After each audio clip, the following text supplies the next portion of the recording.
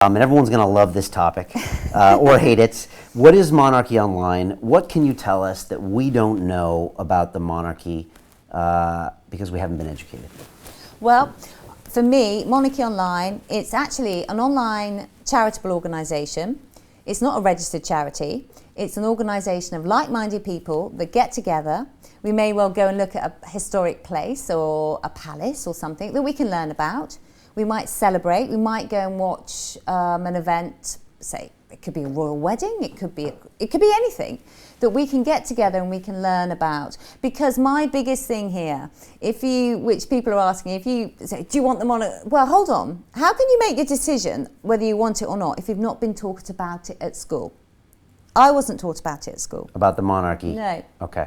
Who it is, what it is. Yeah, we knew that. I remember Prince Charles and marriage and all these things, but we're not taught about it. So how can we decide if we actually want it? So Monarchy Online said, right, okay, let's write, as I did with my Really Clear Guide to MS, Really Clear Guide to the monarchy. Some basic information to help people understand the basics about it. Because we've got a lovely monarchy, situation in the UK with the Queen and, big driver of tourism here in the UK. Yeah, it brings all these people. Everybody wants to learn about it. Everybody wants to see it. Everybody's watching Prince William, and the future. Prince Charles is going to be, the next future king. But Monarchy Online wanted people to get together to share information because we've got some really, really wonderful historians involved with this. We'll have talks. We'll have interesting debates. But I'm continuing to campaign for people to learn about it, to have an opportunity to understand what it's all about.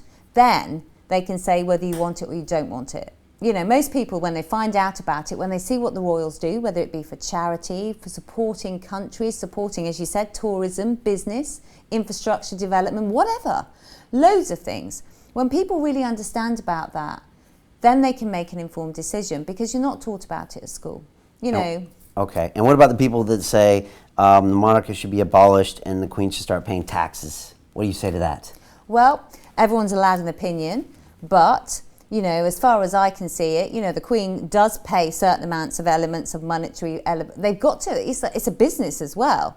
And I think, she was born into the role. She didn't say, I want to do this job, please, and I'm going to pay myself this amount of money. It's a big historical element for our country. It's about our heritage. And for me, that's what it's all about. It's about our heritage. It's about our country. There's a lot of pageantry. There's a lot of, whether it's changing of the guard, whether it's all those things that people flock from other countries to see. But that's part of our culture. That's part of our society.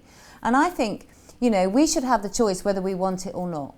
And that's something that is down to the public. But it does an awful lot of good for the country. Yeah, people say, well, it costs. Well, actually, the Queen costs less than the presidents. There are some interesting statistics and figures how much the Queen costs.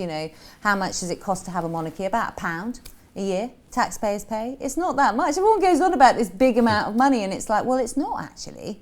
Okay. I was quite surprised. I wanted to see the figures. Show me the figures, then I'll make a decision. Okay, but she doesn't pay taxes though. Well, the fact is, all of the businesses involved with that, they do pay taxes, of course, on various things that they need to have. It's not. There's a lot of information about the finances and stuff available, and I would urge people, particularly on this subject, to have a look at royal.gov. That's the monarchy website, to actually go and learn about it, because there's a big part about that. How much does it cost to have a royal family? What's it worth? Why are we paying for this? And then I think it's good to look at that and then look at some of the comparisons. How much would it cost if we had a president? How much would it cost for this? What does that person do for our country? How do the people feel about it? And that's a big part about it as well, isn't it? What does society? It's nice when we have these royal events.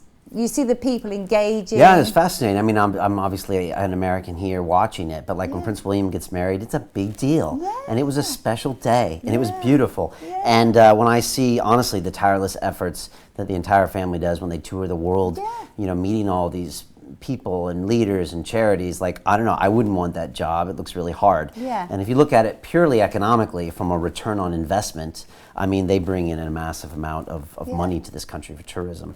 So from that standpoint, I do get that. At the same time, it's such a strange institution because obviously they don't have ruling power anymore, but they used to. Yeah. So there's all these kind of weird rules, like the Prime Minister has to go to Buckingham Palace Yeah. and to meet with the Queen, Yeah. even though she doesn't elect him, and she's not allowed in the Houses of Parliament. So it's weird, Yeah, but like yeah. you said, it's part of our culture. Yeah. So I'm not hating on the royals. I think No, they. I think it's something, like you said, I think you've got to understand a bit more about it to make that choice, because if you're not taught about it at school, how are you, and your parents might not have been taught about it, because we're all getting older. As much as I don't like to admit that, we are. And if you're not taught about it and your parents haven't been taught about it, how are you going to know?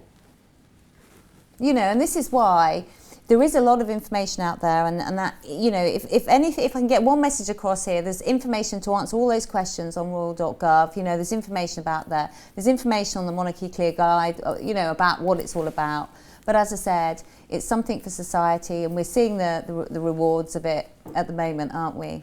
Okay, and they don't pay you under the table or anything. No, we don't. We do this because we care. You love the I don't culture. get paid for any of the charitable things I do. I do it because I enjoy it, and I do it because I think it's important. And I wouldn't have carried on. We do lots of research in Monarchy Online to find out what people are thinking, to find out what they want to know. And actually, the Monarchy Clear Guide is based on all the questions that I've been asked over the years, because I was working with other royal charities and things. And I built that because they're the questions that the public asked.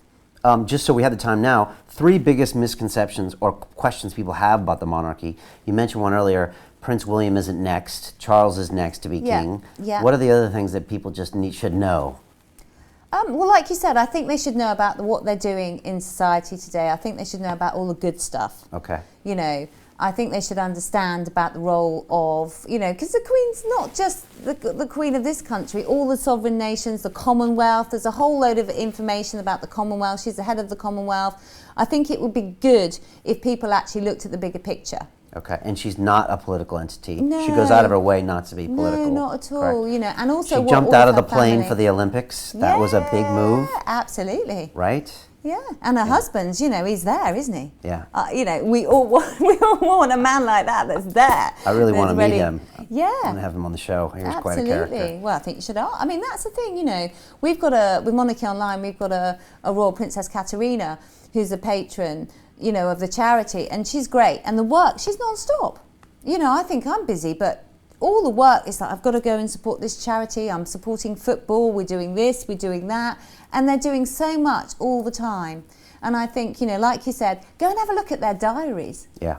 No, I look at William and Kate. It's just like the things they're doing. And these are people in their late 20s and early 30s. And you're going around the world just, really doing FaceTime, a lot of FaceTime. And I'm sure that there's things they'd rather be doing, but they both understand that they have a duty. And the mums and dads, they've got to look after the kids. Yeah, definitely.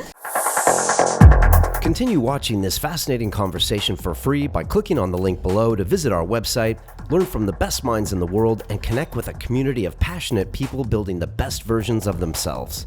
Just click on the link below, and I'll see you on the inside.